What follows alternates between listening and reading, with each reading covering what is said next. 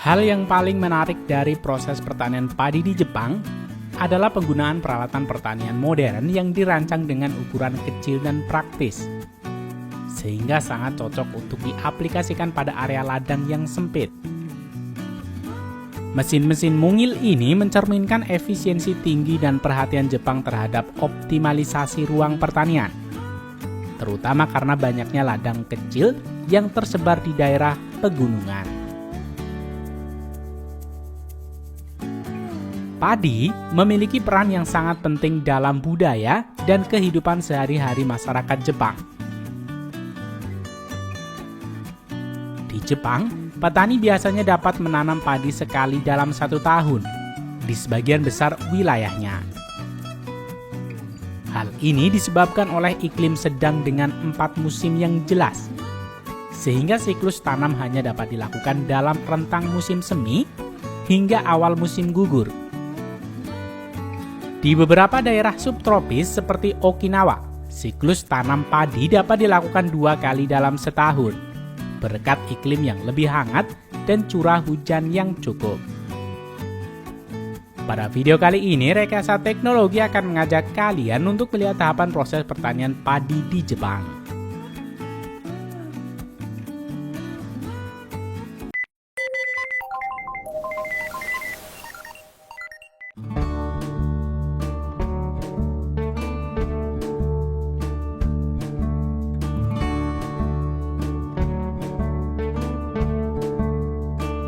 Proses ini dimulai dengan perendaman biji padi dalam larutan fungisida dan zat perangsang pertumbuhan yang digunakan untuk mencegah penyakit jamur seperti penyakit bercak daun atau busuk akar ketika masa pertumbuhan awal.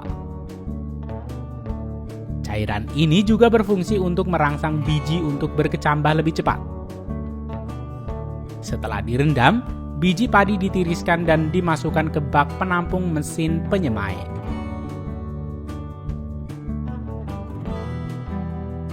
Berikutnya, pekerja menyiapkan media tanam dalam nampan-nampan khusus. Nampan yang sudah diisi dengan media tanam ini kemudian dilewatkan melalui mesin penyemai otomatis yang menyebarkan biji padi secara merata di atas media tanam.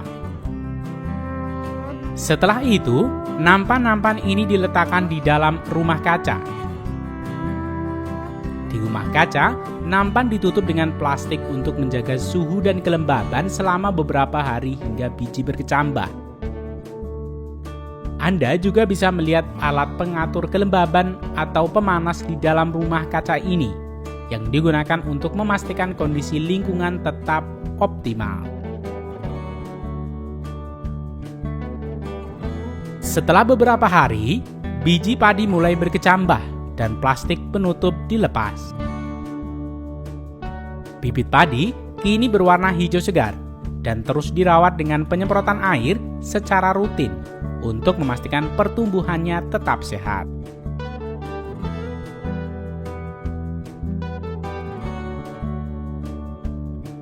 Sementara itu, di lahan utama, persiapan dimulai dengan penggunaan traktor pembajak seperti seri RSE 240. Traktor ini dirancang kompak agar dapat beroperasi di lahan yang sempit, yang menjadi ciri khas mesin pertanian Jepang. Traktor ini menggemurkan tanah sambil mencampur sisa tanaman sebelumnya, dan juga mencampurkan pupuk kompos yang dicampurkan dengan pupuk seperti urea, fosfor, dan kalium untuk memastikan ketersediaan nutrisi penting sejak awal pertumbuhan.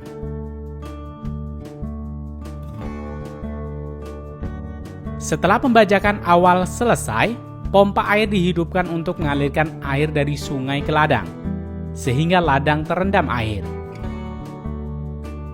Proses ini penting untuk menyiapkan tanah bagi penanaman padi, karena air membantu menjaga suhu tanah, mengurangi gulma, dan menyediakan lingkungan yang ideal untuk pertumbuhan padi. Selanjutnya, traktor pembajak digunakan kembali untuk mencampur air dan tanah, menciptakan lumpur yang halus dan rata. Langkah ini memastikan bibit padi dapat ditanam dengan baik pada tanah yang mendukung dan mempermudah perkembangan akar padi.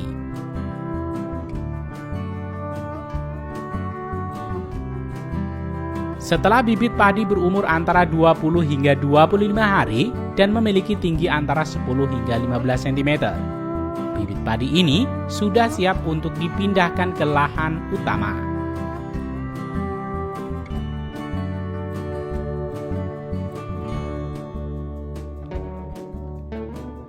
Selanjutnya, bibit ini akan diangkut ke ladang, dan petani akan menurunkan mesin penanam padi atau raised transplanter.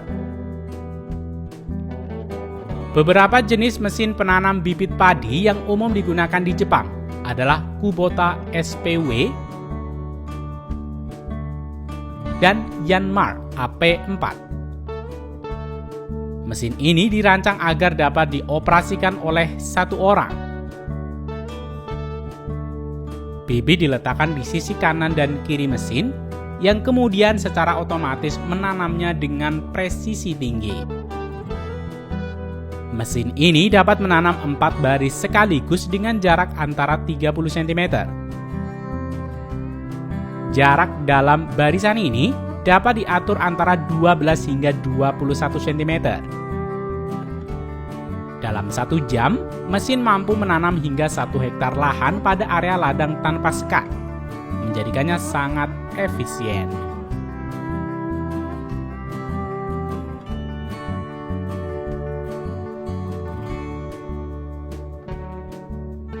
Saat padi mulai tumbuh, petani secara rutin memonitor ladang untuk memastikan pertumbuhan yang optimal.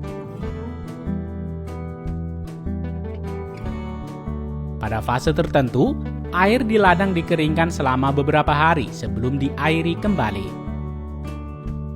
Proses ini dikenal sebagai drainase sementara dan dilakukan untuk meningkatkan penyerapan nutrisi oleh akar padi serta mencegah pertumbuhan hama tertentu.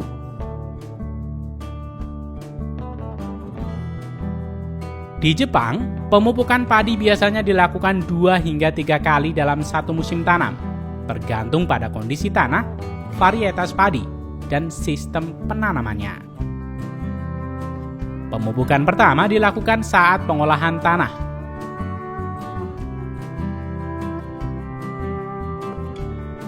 Kemudian pupuk awal dilakukan sekitar 7 hingga 14 hari setelah tanam, ketika tanaman mulai beradaptasi di ladang utama. Pada tahap ini, pupuk nitrogen seperti urea diberikan untuk mendukung pertumbuhan daun dan batang. Petani biasanya menggunakan alat semprot pupuk gendong bermotor seperti Maruyama Backpack Motorized Duster. Alat ini dirancang untuk memudahkan dan mempercepat proses pemupukan. Cara kerja mesin gendong ini cukup sederhana, namun tetap efektif. Pupuk yang telah dimasukkan ke dalam tangki alat akan dihaluskan dan dihembuskan keluar melalui nozzle dengan bantuan motor bertenaga. Tekanan udara yang dihasilkan oleh motor akan membuat partikel pupuk terdorong dengan kuat hingga mencapai area yang cukup luas dan jauh. Hal ini memungkinkan pupuk tersebar secara merata pada ladang, dan petani cukup berjalan di pinggir ladang padi. Pemupukan lanjutan akan dilakukan pada fase 25 hingga 30 hari setelah tanam untuk mendukung pembentukan anakan produktif. Dan pemupukan terakhir dilakukan pada sekitar 45 hingga 50 hari setelah tanam. Pupuk yang digunakan biasanya kaya akan kalium dan fosfor untuk membantu pembentukan dan pengisian bulir padi.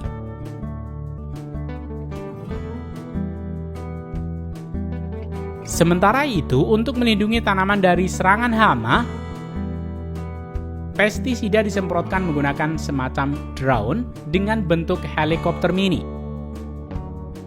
Helikopter mini ini mampu membawa larutan pestisida dan menyemprotkan secara merata di seluruh ladang, sehingga petani dapat menghemat waktu dan tenaga dibandingkan dengan metode manual.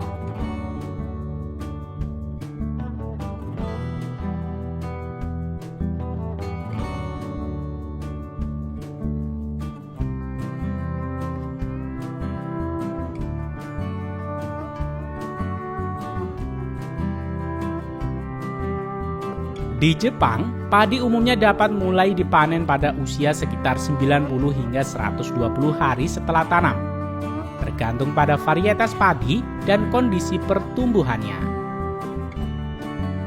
Varietas padi seperti Koshi Hikari yang populer di Jepang biasanya memiliki siklus panen sekitar 110 hari.